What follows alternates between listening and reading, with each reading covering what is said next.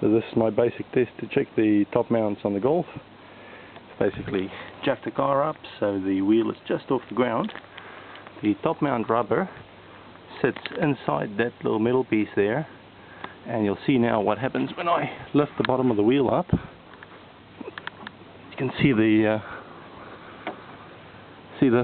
strut move up to the point where the top mount touches the metal bit, and if I let it back down, you should see the top mount rubber in there, which is the worn bit.